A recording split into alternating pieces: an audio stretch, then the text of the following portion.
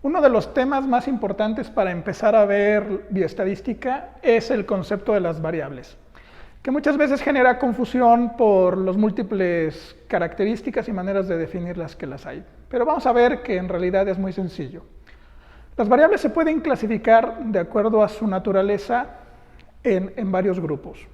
Por ejemplo, cuando las queremos clasificar las variables con respecto a cómo se miden, las variables se dividen en dos grandes familias. Las variables que miden cualidades y las variables que miden cantidades. Por esta razón se llaman cualitativas y cuantitativas. Las variables que miden cualidades se dividen a su vez en otras mediciones o en otros tipos de medición. Tenemos variables que las denominamos nominales, porque como su nombre lo dicen, solamente muestran nombres. Pero de entre ellas hay varios tipos.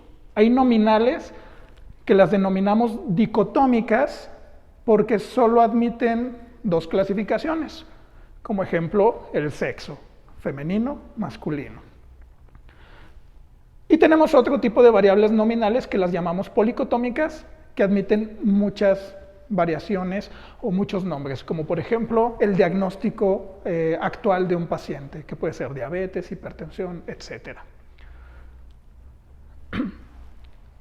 Otro tipo de variable que es cualitativa, que evalúa también cualidades, las denominamos ordinales y tienen ese nombre porque denotan un orden, una tendencia o una definición de la magnitud.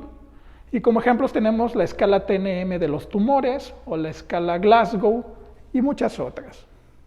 Quiero mencionar que como son variables cualitativas y lo que están midiendo son nombres u órdenes, lo que está obteniéndose de ellas no puede ser manejado matemáticamente, no le puedo hacer operaciones matemáticas.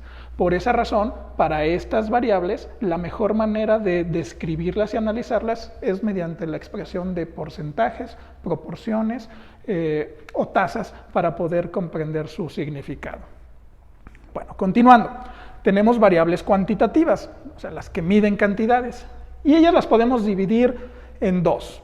Las variables cuantitativas continuas, es decir, que se miden y la cantidad se expresa con un número, y se denominan continuas porque admiten decimales entre un entero y el otro. Por ejemplo, el peso en kilogramos puede ser 7.1, 7.5, 8 kilogramos.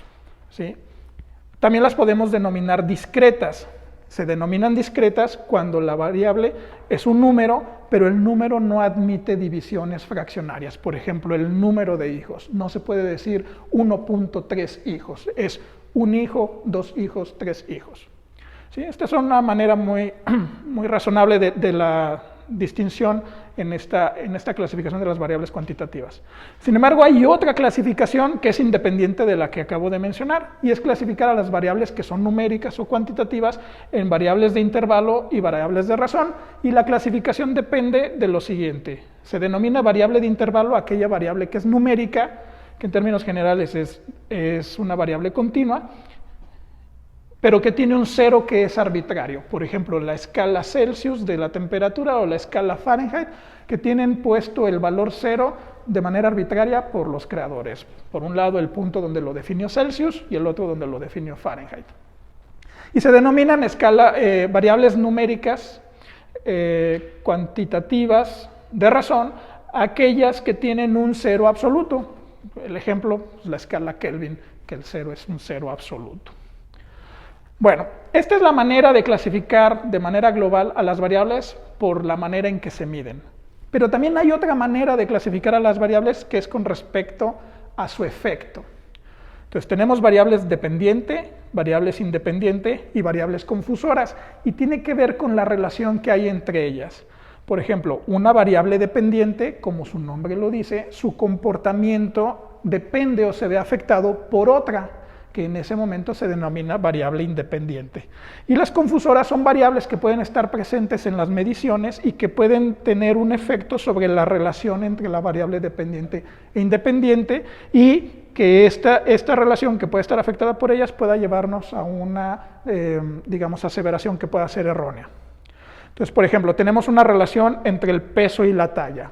el peso pues parece que depende de la talla.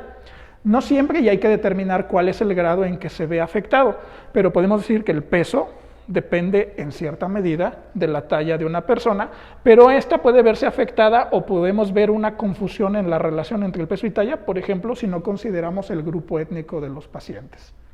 Entonces, de esta manera, me parece que es pues, gráfico lo que ponemos aquí y que pueda ser de utilidad para que ustedes puedan entender cómo se clasifican las variables, cómo se miden y qué relación puede haber entre ellas, lo cual es muy importante para los análisis en estadística posteriormente. Muchas gracias.